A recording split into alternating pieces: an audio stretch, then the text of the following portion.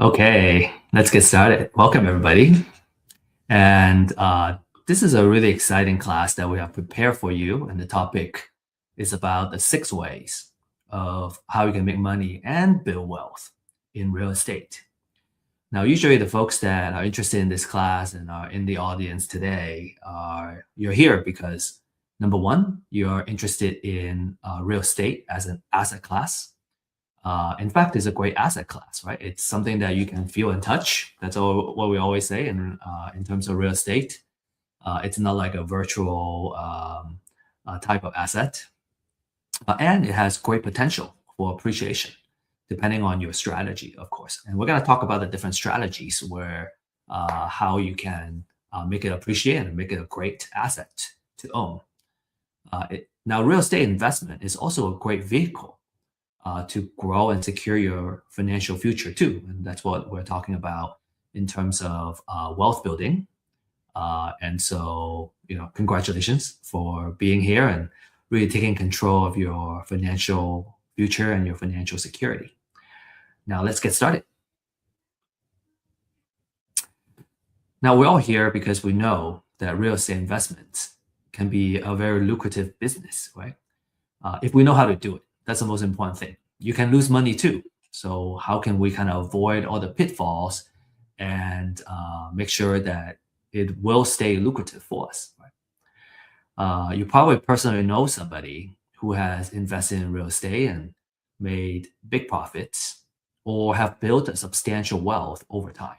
In fact, we're working with someone right now that has built a close to 100 property portfolio, and she's sitting on a lot of equity right now.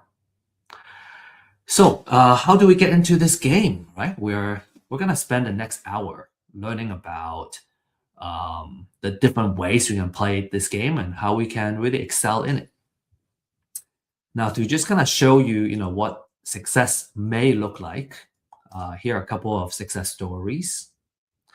And obviously, every deal is different, every case is different, and some of these are kind of outsized profits as well. So it's certainly not representative of what an average deal may look like. But these are some of the deals our clients have sent us, and they're kind of impressive. So we want to show it here.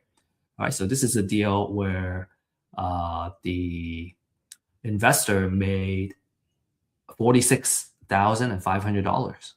Okay, and then we got a couple more too. Like these are even bigger. Every deal is a little bit bigger. This one is quite a bit bigger. $85,610 profit. Okay, and then here's another one, right? $88,862 profit. So if you do it right, if you know what you're doing, you can make quite a bit of profits. So naturally, the question is, how can I work deals like this? How can I find these deals? How can I work the deals? And how can I structure the deal so I can make this amount of profit? And how can I make money? So we're gonna answer those questions in this webinar, especially kind of the first half of our class today. We're gonna talk about how you can make money, right? The money-making techniques. And then we're going to dive into a little more advanced, which is the wealth building portion of it. All right. So I hope you're excited and you're kind of ready to go, and you're taking notes, right? So our promise to you is that at the end of this class, you're going to understand the top 3 money-making techniques and also the wealth building techniques using real estate investments as a vehicle. And typically, this class is for new investors looking to get started.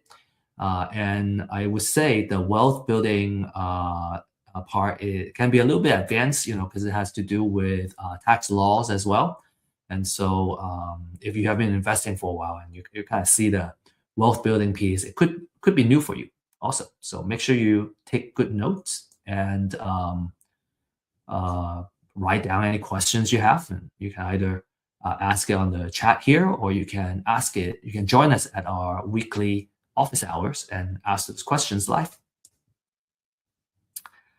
Now, I have found that, we talk about there's a term called digital deluge, which means we're just inundated by notifications and so many things kind of flooding our either physical inbox or digital inbox, and it can be very distracting. I have tried multitasking, and that is just not something that's very effective for me personally. And I have found that I learn much better if I turn off my distractions and I'm really focused on just kind of one thing, being present and do one thing. And I feel I feel like I gain more from my time as well. So, it's about how can we effectively use our time and get the most out of it instead of trying to do too many things and, we never do one thing well, right? It's about doing one thing really, really well.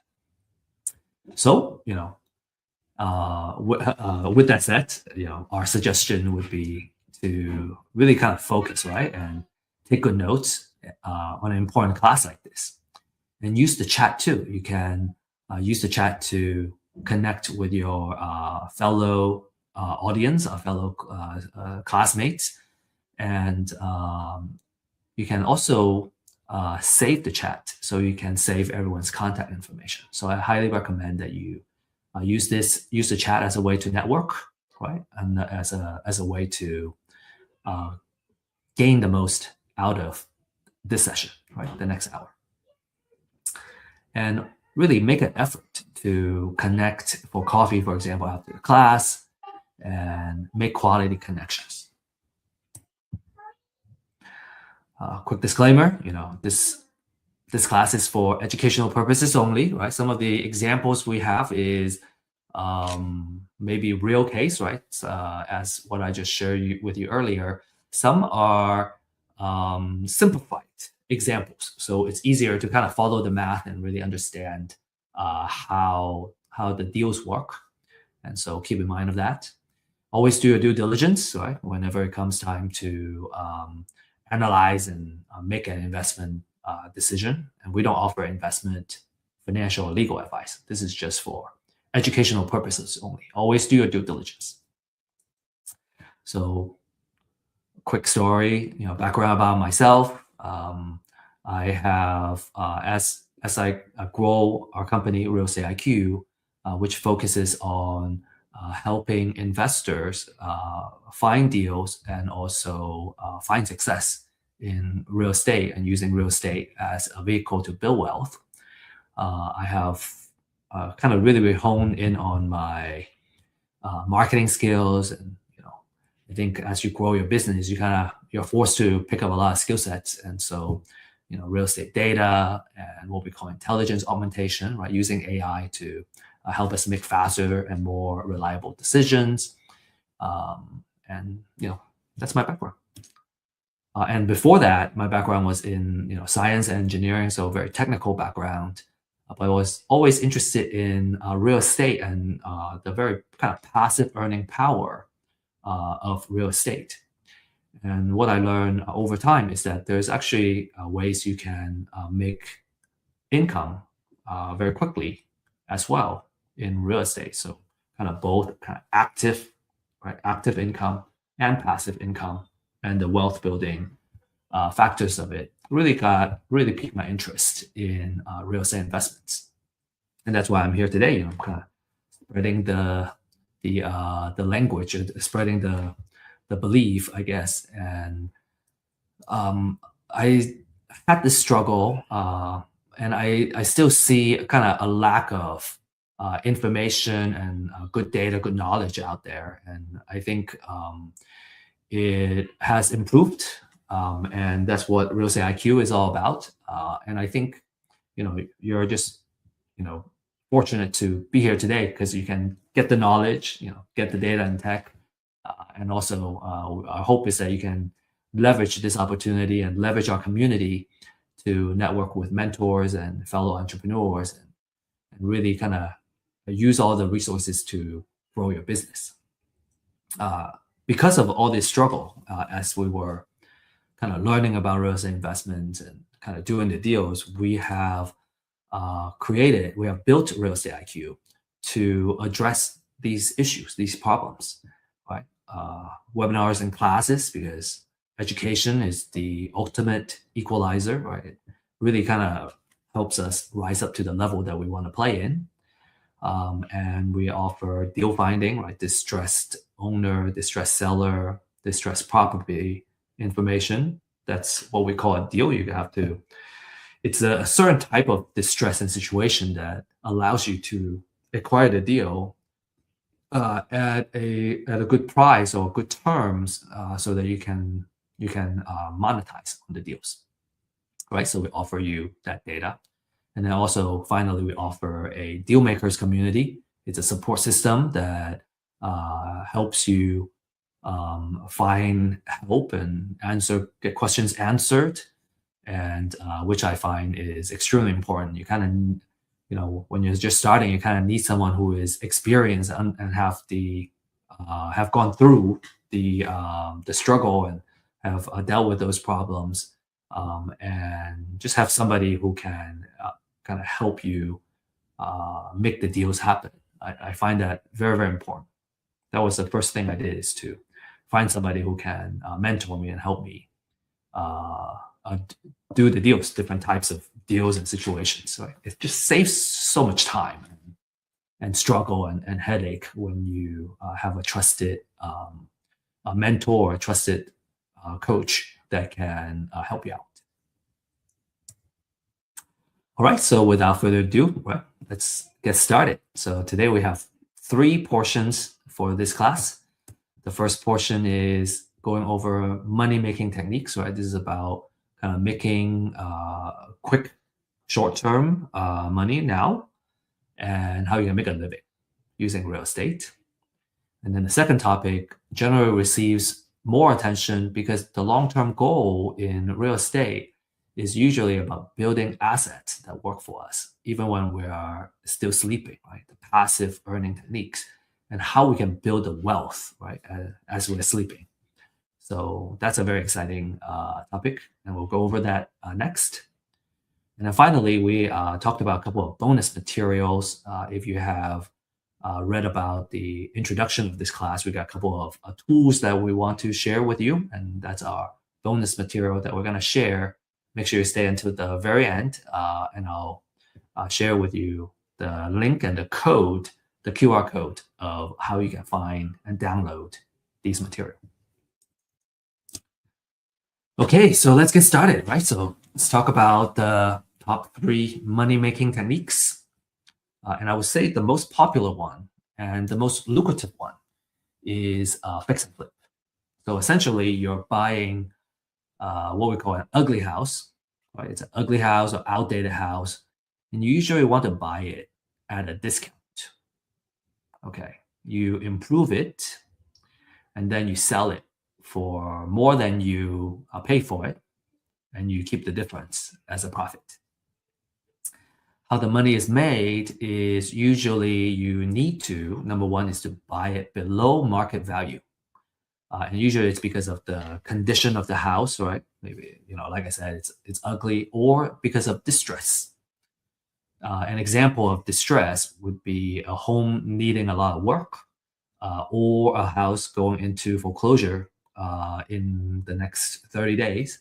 And so the owner either lose everything and potentially owe more money after losing the house, or they can sell it to you. So that's a very strong sign of distress.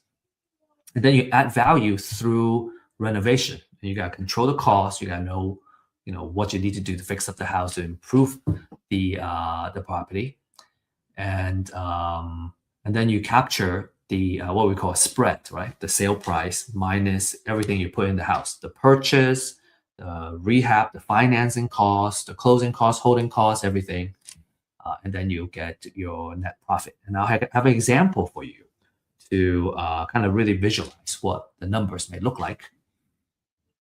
The key benefit for fix and flip is that there is a potential for relatively big profit in a relatively short time. Usually maybe a quick project could be 3 months, maybe it can go as long as 10 months, up to a year.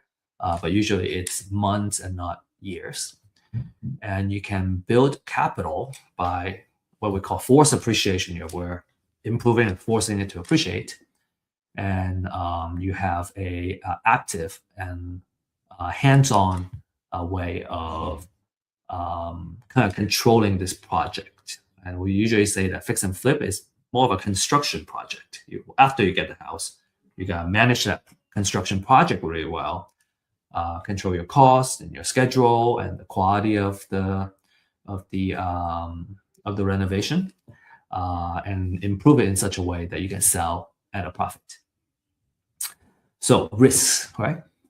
Everything has risk. You're gonna do, even sitting around, there's a risk to it as well. So the risk of fix and flip is that the price or buyer demand may go down during the time of your project. So just when you thought it's gonna sell high, if the price actually went down, then you may suffer a loss, right? It's possible. So you want to always be mindful of that, and that's why we also encourage our users and our clients and investors in general to really stay on top of the real estate market update. And we share this on a weekly basis in our Thursday live stream to share with you what's happening in the industry and what's happening with the market on a weekly basis. So you get to stay on top of it. All right. We call it about market risk, right? If the price tanks while you're in the middle of the project, you could be either wipes out whatever profit that you thought you would have, or you may suffer a loss. Okay, so let's be very real about that. Usually, you want to purchase it in such a way that you can account for a potential dip in the market, and the market is also seasonal. So, as you become a more seasoned investor, you've gone through and understand the different seasons, you are gonna make the right decision in terms of pricing and when you want to work on the project and when you want to put it on the market and all that. So you can, as you get more educated, you're gonna learn how to minimize and play with these risks, right? The other one, very, very important, is these are construction risk. So if the cost goes over, right, cost overrun, if you have contractor issues, you have permit delays, and making the project more expensive than needed. We do have a fix and flip workshop that you can purchase and attend, and I highly recommend that before you before you start a project, is to kind of learn the ins and outs of what you need to do, and then ideally work with someone who is experienced and can walk you through it. I think kind of having the education gives you the basic foundation and the language, and then also having someone experienced that you work with to kind of bridge that gap until you feel comfortable in doing that. I think that's a golden combination. Right, and then there's financing and holding risk. Usually when you do a short-term flip, you take out financing that has a higher interest rate, and if the schedule, right, if the construction goes over, actually we have a deal right now that has gone cost overrun and a schedule overrun right now that has increased the cost of the flip. The good thing was we were able to acquire the property with enough margin, right? And the discount was so big that we're still expecting to come out ahead. And so just something to kind of keep in mind. And again, there are things that you can do to minimize some of these risks. Okay. Let's talk about the 70% rule of thumb, right? This is one of the rule of thumbs that you should know. And as a demonstration for the rule of thumb, we have also prepared an example. So what the 70% rule of thumb is that everything you put in on the house, you should only be putting in up to 70% of the after repair value of the property. Okay, after repair value means what the house looks like and what the market value would be after you fully fix it up. So this is how we would use this rule of thumb. Okay, and once you get good at it, you can probably do it in your head. So number one is we need to figure out what the after repair value is, and you do that by looking at the comparables in the area, right? All the neighboring houses that were recently sold. How much were they selling for? And based on that, you can come up with the value, and you multiply it by 70%. So in this example, let's say the after repair value is $500,000. You take 70%, that's 350,000. And then we will subtract the repair budget. Okay, so subtracting that means the offer that I would make is $280,000. That's our distress offer. Also, you may also hear it as learn it as maximum allowable offer. Maximum allowable offer. Okay. The glossary is going to contain all these terms.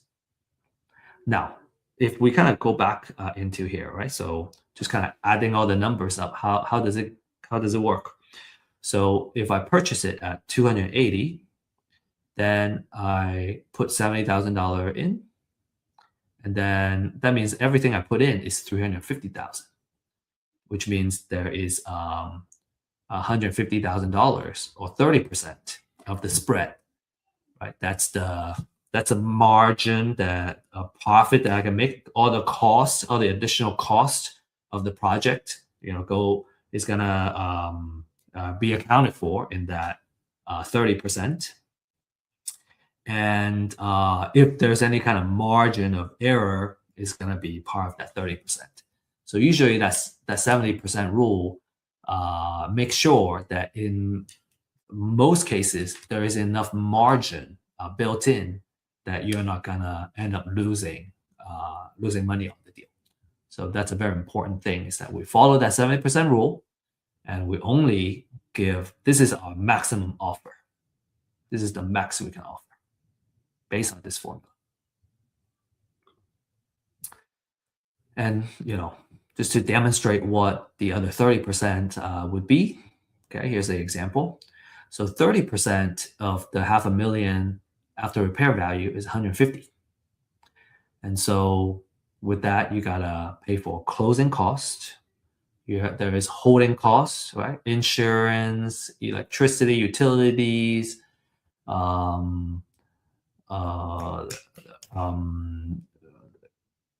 I think that's probably the majority of it. Let me see.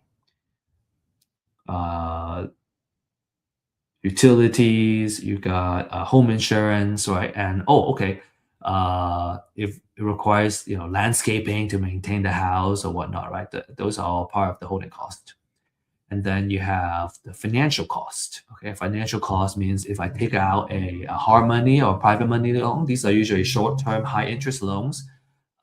If we leverage that, usually leveraging is gonna make it so that we can potentially make better cash-on-cash profit. And so some people may decide to use their own funds, but in this case, in real estate investments, people usually leverage a short-term loan, high-interest kind of lender to help with the purchase and the rehab of the property. And as a result, you got incurred this financial cost. There are origination fees and interest that you got to pay for financial costs. Now, as you can see, even if you account for that, you are subtracting all of those costs, you can still make, in this case, $90,000 of profit. That's still a really nice sized profit, considering that you just need to find a deal, right? You get financing. You probably need a little bit of capital and liquidity in your bank account in order to qualify for the short-term high-interest loan. Lenders usually want to see that you have liquidity in your bank, even if they are funding 100% of the deal. So typically, you're going to need a little bit of capital to play the fix and flip game. What else? In the fix and flip business, you are in the construction. business, right? You're managing this project, you're managing contractors, you're managing the budget, you're managing the schedule, what needs to be done to fix up all that. So cost overruns and project delays can eat into your profit. Okay. If you have any questions on fix and flip, any comments, we'd love to see it. Okay, next is wholesaling. Okay, so wholesaling, we're kind of going down to the, in terms of the amount of capital that you need or liquidity that you need in your bank account. Fix and flip is going to require the most. Wholesale is going to require less. And then the third method is going to require the least. So in terms of wholesale, what you do is that you find a distressed seller, right? And you secure the property under contract. Okay, so it's a signed contract. Usually it will need to be below what an investor is willing to pay for it. And then you sell the contract, right? So you're reselling the contract, which is the right to purchase the house, not the house itself. So you sell the contract to another investor and you can make a fee out of that. So usually the time frame for wholesale is much less, right? A fix and flip is a several month kind of project. A wholesale deal is just 1 or 2 months, right? 3 months or so to monetize. Okay. Your profit is the assignment or wholesale fee, and it's commonly a couple $1,000s, about 5 to 10% of the property price. Of course, it depends on the deal size as well. So the key benefit for wholesale is that it requires a low capital entry. All right, you can get started with very little money. You just need to pay for the marketing. All right, usually what you need is a list of distressed sellers or distressed properties that you can do outreach to, and then you got also pay for the marketing. You should have a marketing budget, right, as a wholesaling business. And you also need some earnest money to put the house under contract as well.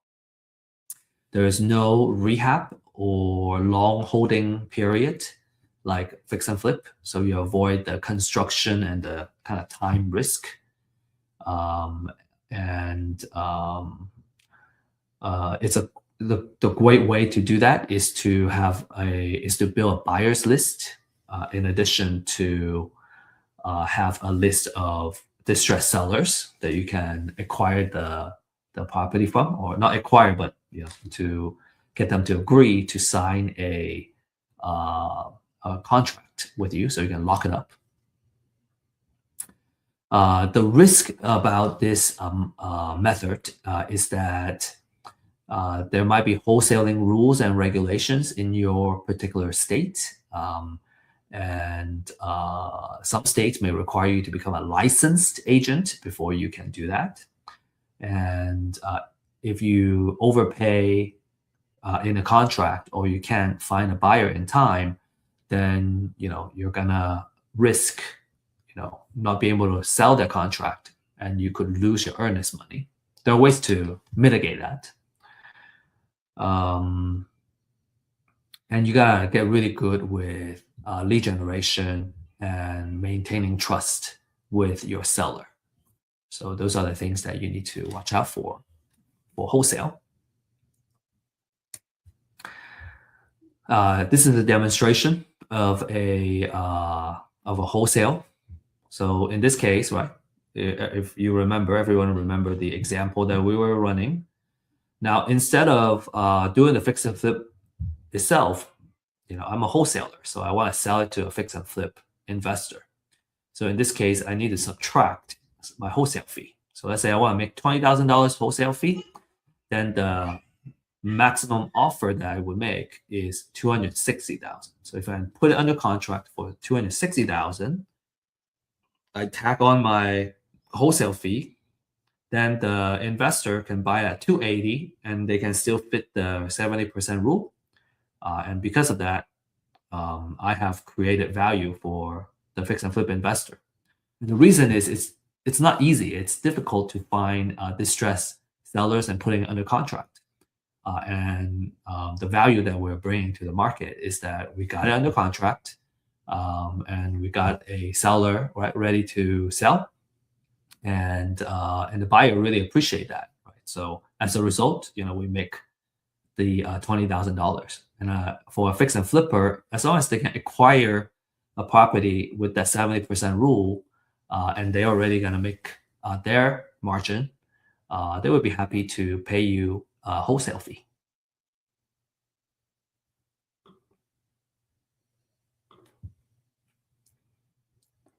Cool. The third technique is called bird dogging. And as a bird dog, your job is a lot easier. Okay, you just need to look for motivated sellers or distressed or undervalued property. So you could be kind of driving around and you can see a house that's abandoned. And what you would do is you want to figure out who the seller is and get a hold of the seller. In that case, if it's a abandoned house, and the owner, you can reach the owner. Usually, they will want to sell if you can help them to sell the house, and then you don't need to put it under contract. You just need to get the information, pass it on to either an investor or wholesaler that can put it under contract for you. So how you can get paid as a bird dog is you would either kind of get paid a flat fee for every deal that's closed, right? That's called finder's fee. Typically, you can probably make at least $500 at least per deal. If the deal size is bigger, you can get it.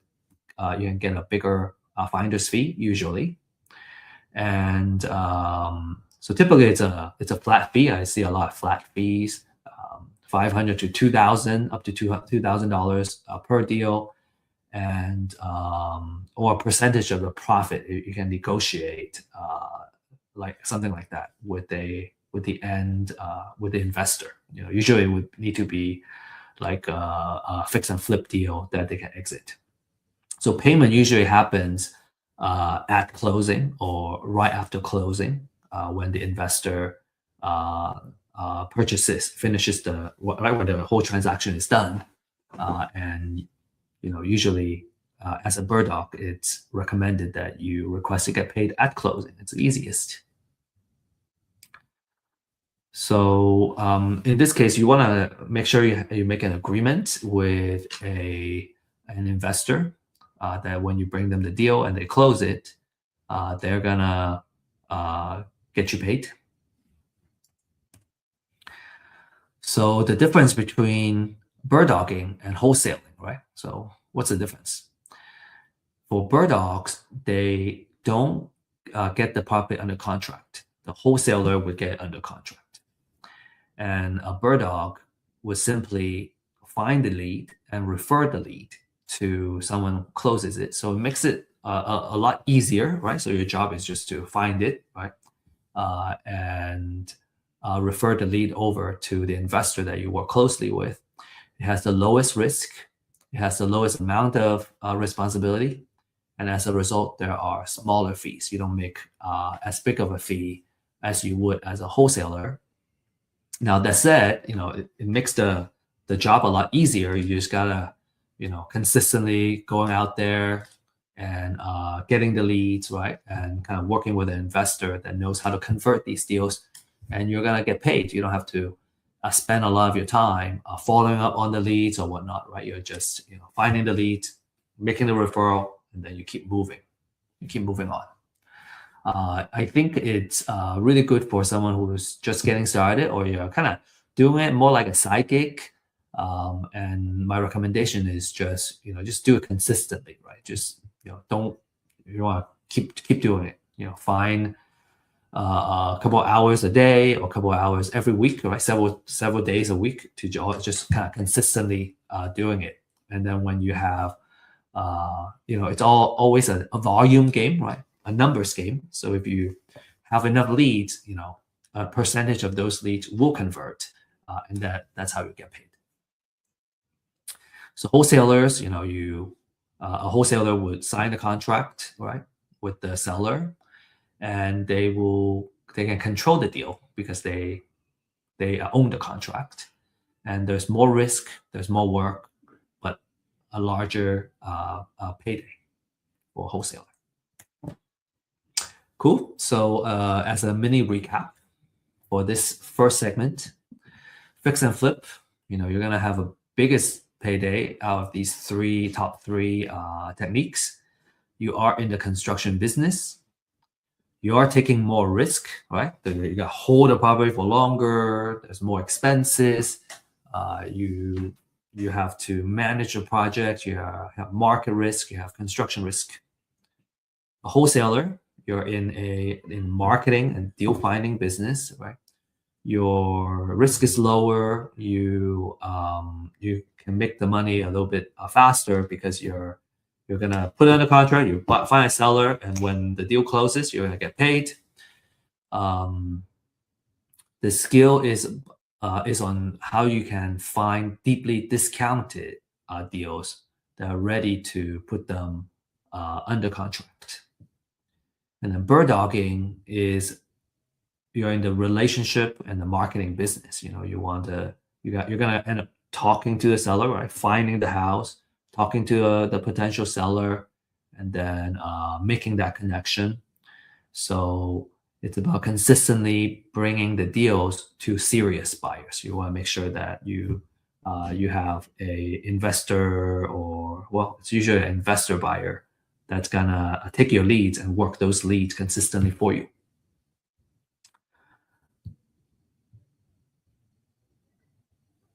Okay, so that's our kind of money-making techniques, right? Short-term, relatively money, and then you either get a big chunk of payday after a project, the length of a project, or a little bit shorter time frame. You don't make as much, you still make some money, and then for bird dog, you make kind of a side hustle kind of money, and you can kind of learn the game. Some people are just satisfied, people go, well, I can start bird dogging, just kind of learn it and make a little bit of money. And then as I get better and better at it, I can start moving up the food chain and, start flipping and doing bigger projects. Cool. Now, usually when we see this, right, we see kind of, like I said, a progression of the roles. First you do bird dog because you have kind of like the lowest amount of risk. You don't need a lot of money to get started, and then you kind of move up to wholesaling. You can make a little more money, and then as you accumulate more of that capital, you can start doing fix and flip projects. And then this is kind of lead into our next segment, is when you're starting to do fix and flip, you can start getting a big chunk of capital. So what are you gonna do? You're gonna just spend it? Well, no, usually you invest it, right? You either invest it in other asset classes, or you can invest it in real estate as an asset class in the form of a rental property. And that's kind of what we're gonna talk about as one of our wealth building techniques. Cool. We're going to talk about the 3 wealth building techniques.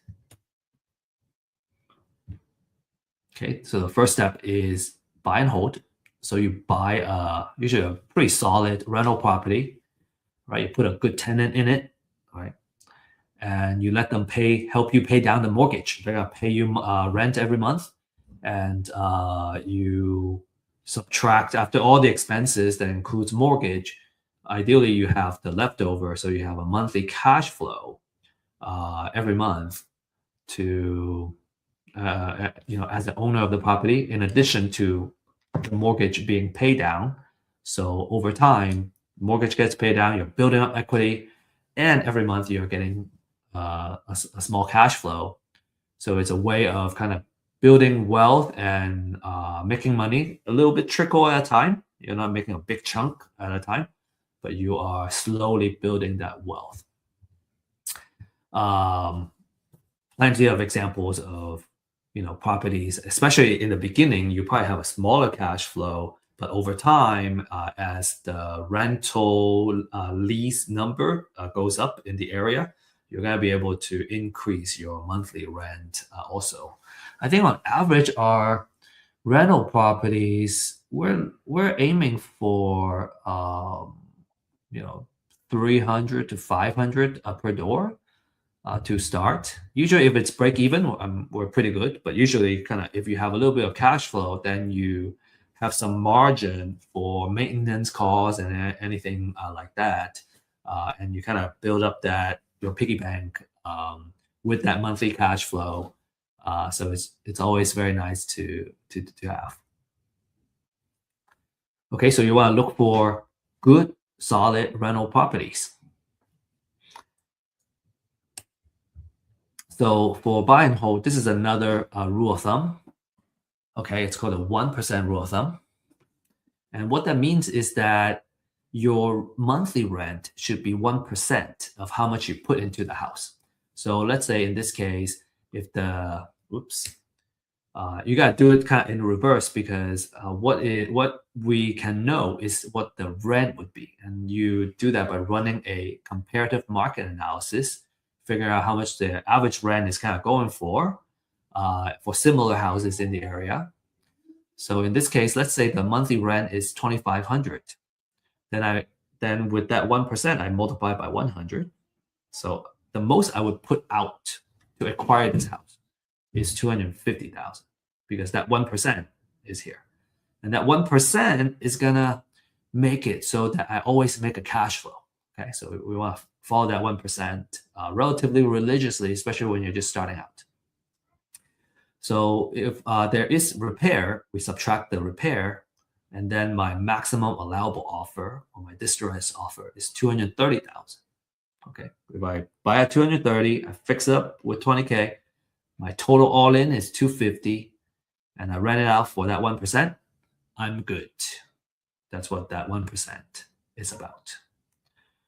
Okay, so let's break down that 1%. Okay, how does it really make sure that we cover our all our expenses and make sure it brings me a cash flow?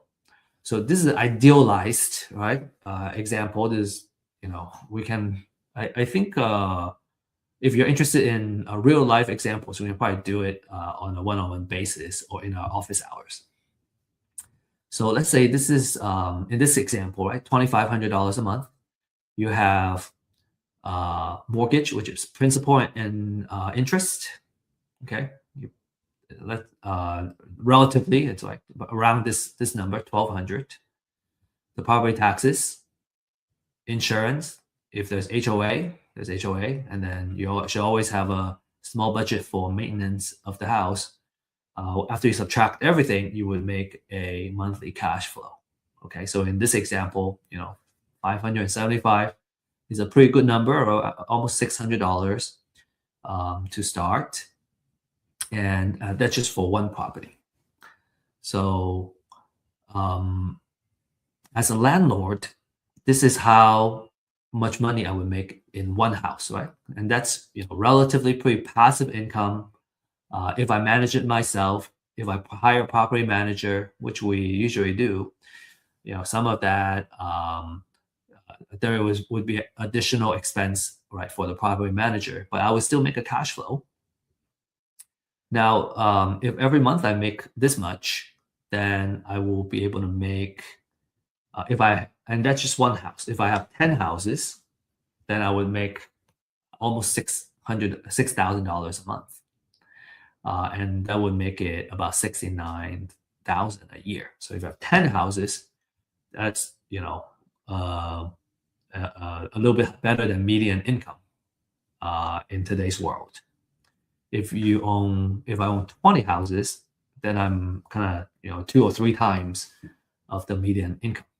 I would make 138,000 a year, and that's a really good way of making sure the property is making money for you. Right, really good way to make money. And in buy and hold, you're in the landlord business, which means you're going to be working with a property manager to help you manage your property, or you directly deal with the tenants, and you got to deal with tenants and toilets, all these issues.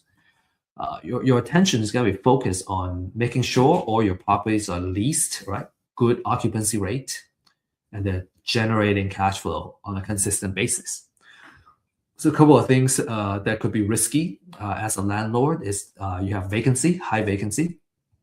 In fact, we had a rental property that sat vacant for like 6 months. That really ate up our profits. In fact, we had to kind of keep the mortgage payments going, right? So that's a risk you want to be very cognizant of. Make sure you can reduce the vacancy, and then you want to have a good tenant quality so that they will keep your house well, and they will consistently pay you rent. You don't. The last thing you want is to have tenants stop paying, and then you have to figure out the eviction process, get them out, and then they trash your place. So make sure you have a really high quality tenant that takes good care of your property, good credits and everything. So having good background check and really good process is a very key part of this business. So buy and hold, all right. We call it a wealth building technique, okay? And this is just like the first step, okay? So, but these are very exciting. So number one is you get your monthly cash flow, right? You can, as you build up that monthly cash flow, you can save that up, and it could become a down payment for another property. That's one. The second one is called appreciation. So there are two types of appreciation. One is naturally the house value goes up over time. And so that's what we call natural appreciation. We're not going to dive into why that happens and the kind of financial side of things, but let's just kind of take it as a given that there is a natural appreciation on the property. You can also do forced appreciation, where you, if you buy at buy a house that requires repair, and then you fix it up, you repair it, you can force it to appreciate. And then there is tax savings such as depreciation and interest write-off, operating expense write-off. And then finally, because every month you're paying the mortgage and you're paying down the principal, so you're building up that equity. So there is a scalability in this sense, where profits and the equity of one property can be leveraged to buy additional properties, and you can build a portfolio. And I think it's always a good way to kind of start. What's one way to kind of say is that if you start accumulating, right, a lot of these properties, kind of like playing Monopoly, right? You want to have all these houses. You can collect more rent, and then when you have multiple houses, then you can start going, well, okay, should I want to keep buying more houses, or should I want to change all of these houses into a hotel, right? Into a kind of bigger type of maybe a commercial property or whatnot. So this is kind of the way to do it. So there is relatively stability in buy and hold because you're less dependent on the short-term market swing, as opposed to flipping, and then you can always kind of ride out the downturns as long as the property continue to cash flow with a tenant in it.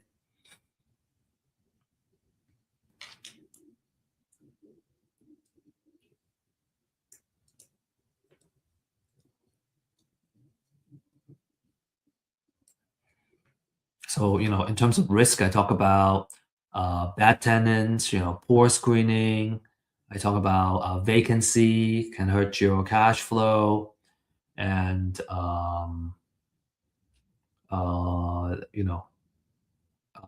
if there's a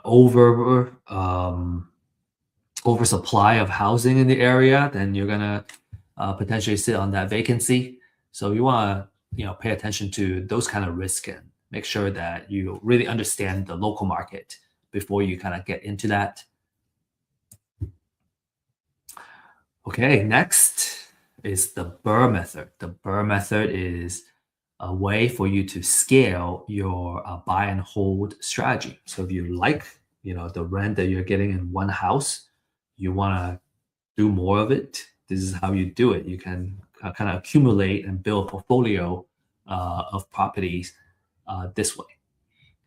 So what Burr stands for is buy, rehab, rent, refi, and repeat. So number one is you buy a property that's distressed and undervalued. Okay, you could certainly buy a rent ready, move in ready house. Then you're not going to use this Burr method. You can buy it and just collect a rental. That's one way to do it. To kind of use this strategy, and we'll talk about the benefits of this strategy. Why we want to do this is that you want to buy it at undervalue and distressed, and then you are gonna rehab it and force it to increase in value. Okay, and now it's all nice and ready to rent. You rent it out, put a tenant in there, and then you can. Usually, when you do a rehab, you use a short-term, hard money or private money loan. So you would, after you put a tenant in, you can refinance it to a 30-year loan. And then when you refinance, you will buy out the existing loan, right? The short-term loan is gone. And because when you originally took the short-term loan, your value is here. After you rehab it, your value is here now, is much higher. So when you refi, you might be able to, usually you cash out some money, okay, because of the difference of when you first bought it, it was undervalued. After you fix it up, it's at a higher value. So when you do a refi, you can take cash out, and then you can use that cash as the capital to repeat this process. So how Burr makes money? Number one is force appreciation, right? That rehab pushes the value up after a few months of the project, and it creates equity beyond what the market appreciation, the natural appreciation can provide. Then the second one is you have an asset that's consistently creating a cash flow for you. So it pays down the debt for you in addition to having kind of the leftover profit that you can pocket every month. And then the capital gets recycled because when you do a refi, you take all that money out, and you might be able to get some additional cash out as well. So now you can use it to reinvest into more properties. And then finally, it's the loan pay down, right? Because again, you got a tenant in there that's paying down your loan, and you can build up that equity. So, in order to do this really well, you gotta make sure that you have good discipline in your due diligence, right? You gotta know your after repair value very well. You gotta know your rehab very well, and your rent projection very well. Another risk is financing. So your short-term loan is expensive and also risky. So you want to make sure you kind of manage the rehab really well, and also you'll be able to kind of refi after. And then there's also lending risk, all right? So what happens if after you fix it up, the house, you don't qualify or you can't get the refi money so that you can keep this wheel going. That's certainly a risk in terms of refinance. And so, in all, the Burr is more of an advanced form of buy and hold, and it's more of a scaling tool. It's still a really good long-term rental investing, but it really allows you to reuse the capital, and you can kind of grow a lot faster using this method. Because when you do refi, you're using not a bank conventional loan, but you're using a debt service, a DSCR loan, a debt service ratio, special loan for rental properties. So that allows you to really scale that. Okay, any questions you have, right? Feel free to use the chat or uh, save it and ask it during office hours. We welcome it either way. Okay. Now let's talk about another step, right? Let's take this burst step further, and then I'll have a really nice example to really kind of show and demonstrate to you, how to put all this together and how it works. This is super exciting. Okay, the third idea, the third I guess strategy is called buy, borrow, die. And in our Thursday live stream, John actually taught this in one of our sessions. He can explain it much, much better than me, but I want to really highlight the key points, right? So for buy, borrow, and die, this is what you do. You can do it in any kind of asset, right? But here we're talking about real estate as the asset. So if we use real estate as the asset for a long-term wealth and tax planning strategy, is you grow a portfolio of appreciating rental properties. You can borrow against the equity as the value goes up. You borrow against the equity, and then you let your heirs inherit those properties. And when they inherit the property, right, instead of selling, if you sell it, the taxes you gotta pay is based on how much you originally spent on it. But when your heir inherits it, they're gonna inherit it with at the value that it is today when they inherit the property. And so it's what we call step-up basis in terms of tax. So it's a really awesome way to minimize capital gains tax. When you use it's a combination, it's a strategy that uses appreciation in real estate, cash flow, and the lending flexibility to provide money that you can spend during your life, and also deferring or avoiding the tax bill that comes from selling. Because when you sell, you incur capital gains tax. So it's a very advanced strategy, right? Highly recommend that if you're interested, talk to an experienced CPA that knows how to do this. And we're just here to kind of share with you a glimpse of what it would look like. All right. So this is how we do it. The buy, borrow, die. So number one is you buy, right? You accumulate all this real estate. So let's say you have on a small scale, you have one or two properties, but on a bigger scale, you would have a portfolio of say 20 properties, 60 properties, 100 properties, right? And now you have a really good base for that equity growth over time. And anytime there's a economic cycle, the real estate value goes up, and so you have that pure equity. So once you get that equity built up, you can now borrow against the equity. You can take that cash out, and you can use it to either pay for your lifestyle or buy new deals and other investments. And over time, you can, as long as you manage your leverage carefully with the cash flow that you can generate from this real estate, then you're going to be in a really good place, right? So make sure you kind of manage that risk, right? Which is why we say it's a more advanced strategy, because you really got to run your numbers and really make sure that you're not pulling too much equity and you're over leveraged, and then you're gonna end up losing your portfolio. So you want to make it, you want to do it in a very conservative way, and that's by running the numbers correctly.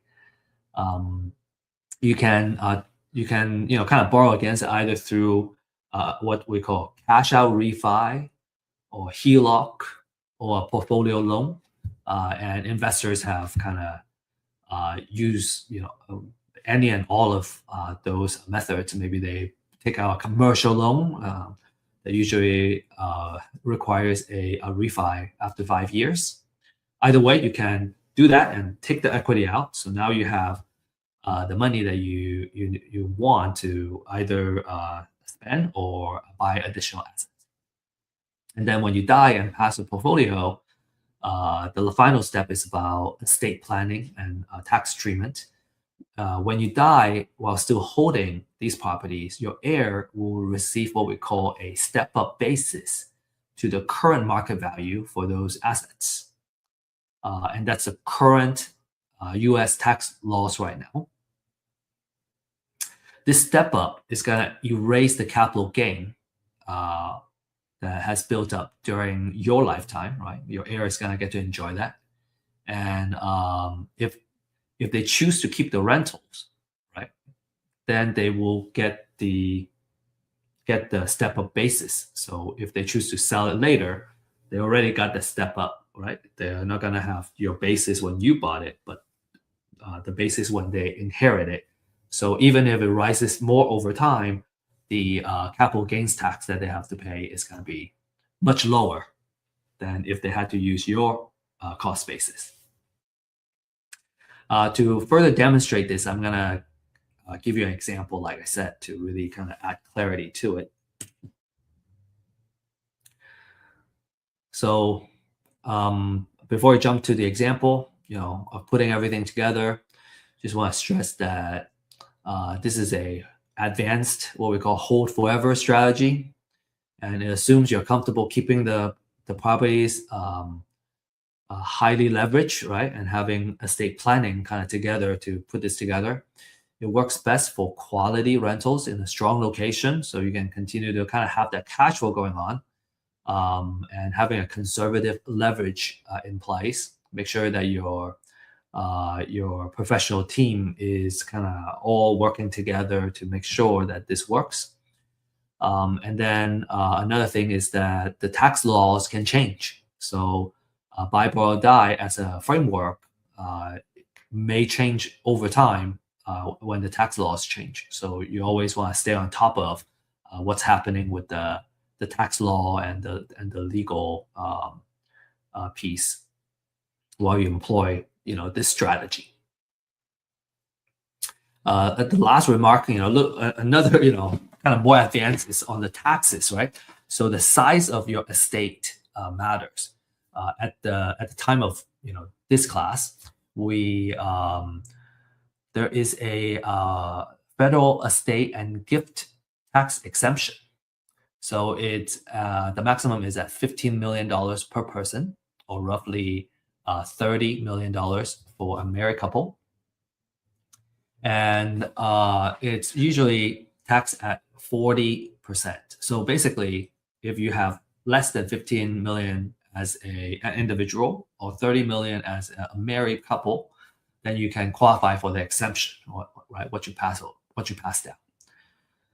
And then another thing is that each state can have their own estate tax. So, again, always kind of make sure you understand the state tax laws in addition to the federal tax law when you get this planning, when you get this done, right? Make sure you have that estate planning in place before you really kind of dive into this. But what I wanted to really demonstrate to you, with all these caveats, is that if you do it right, this is a very exciting strategy because you can pass down a lot of your wealth to your next generation without having to worry about the taxes, right? They get to, this is how we can build generational wealth.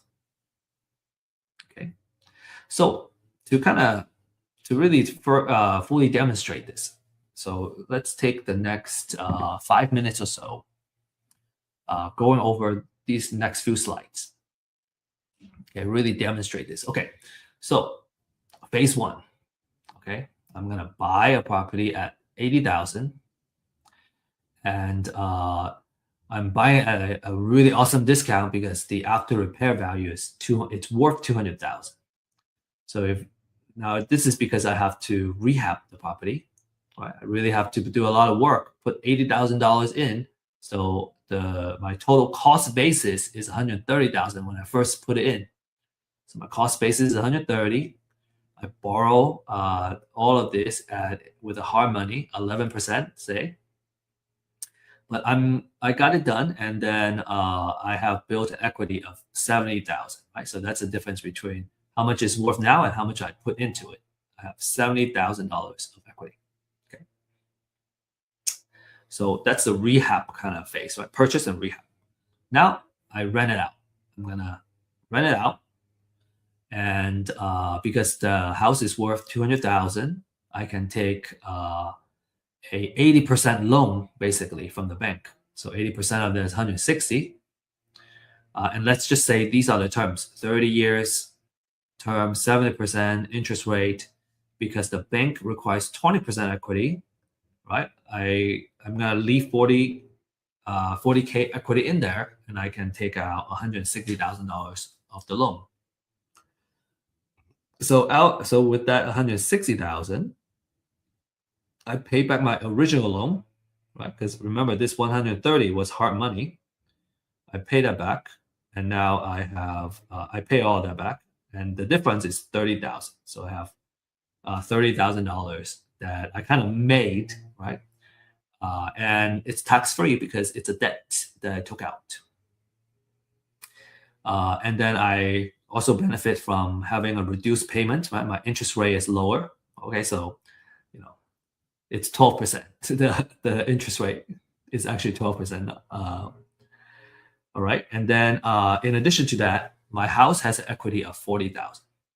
Okay, so I have 40,000 equity. I have $160,000 of the loan, and taking that loan out, it pays back the hard money original loan that I took out, and I took out 30,000, to spend or invest in another deal, and then every month I have reduced payment. Okay, so that's the next phase. All right, another phase. Okay, third phase. Let's say 15 years later, the market value has gone up tremendously. Right, it has doubled in value, and now I am at $400,000 in terms of market value. My old loan, I remember I had a loan of 160,000. Well, over time, I have paid that down, and it's 130,000 now. Well, now I can do another refi.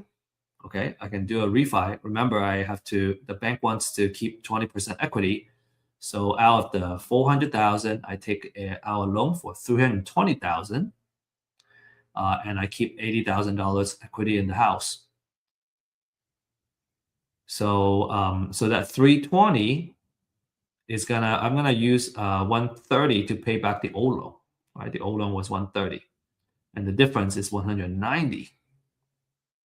So now I have $190,000 I can put in different places or buy more properties. Okay, I may choose to keep some myself and really enjoy it, have fun with it, or that's your wealth allocation. Allocation? No, allocation. You can allocate different percentage of that cash out, whatever you want to do. Right, it's your money. So kind of the aftermath of this phase is that you have $80,000 in equity, you have $320,000 loan with the bank, and you have taken out $190,000 that you can use. And again, it's tax free because it's debt. Then we have phase 4. Okay, so let's say another 20 years later, you are at the end of your of the life that you enjoy so well. Okay, now the market value has doubled again to 800,000.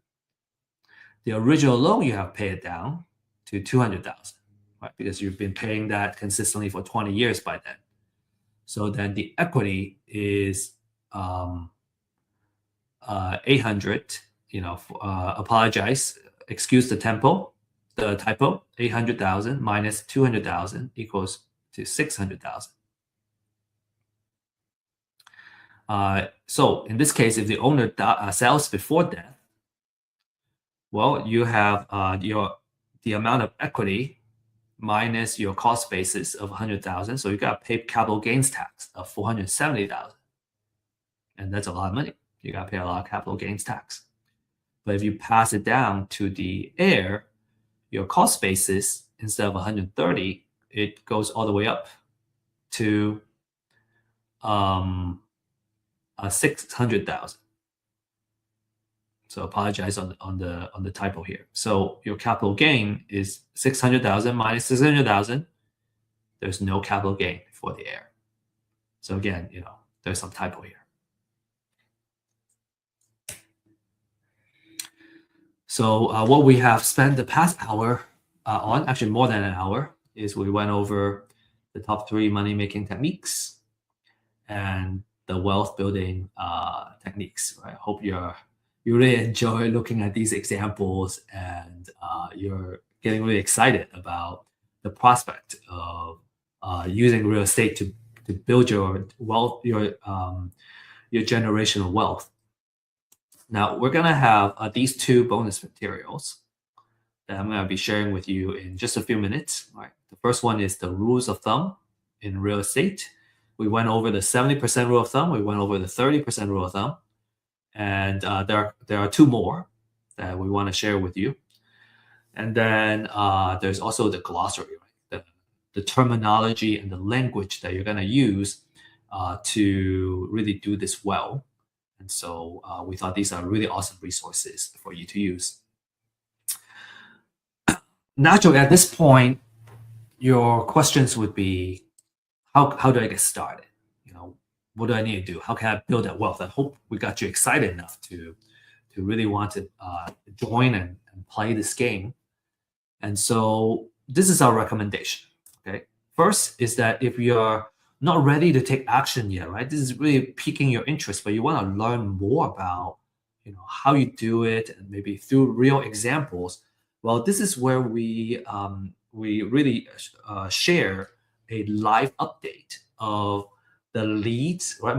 The distressed seller leads that we work on, the deals we have acquired and we're improving, and we're in the middle of building a portfolio right now.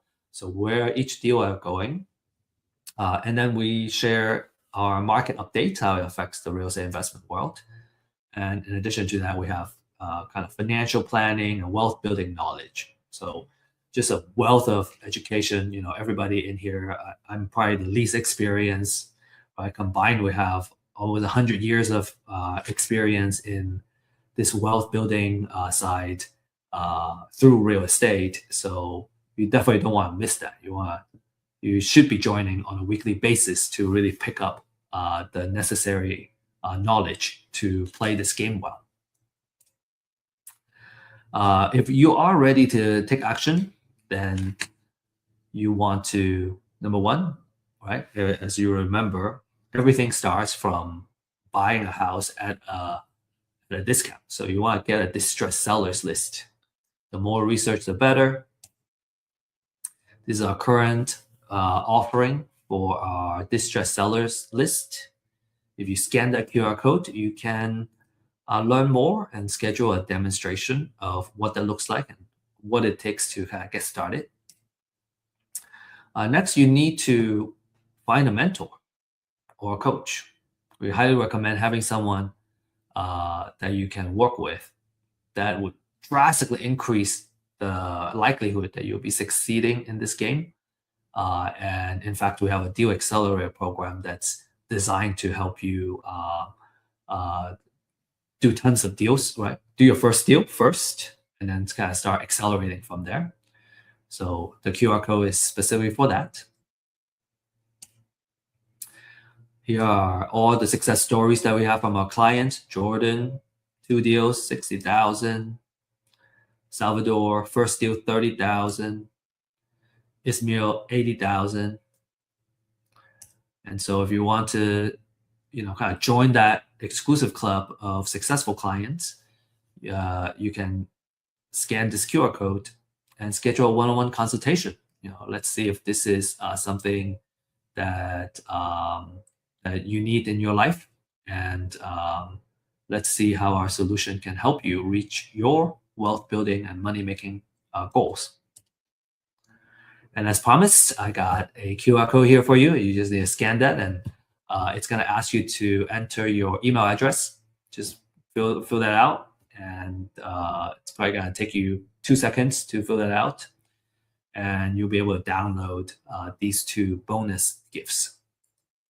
And with that said, our time is up. Thank you for joining us.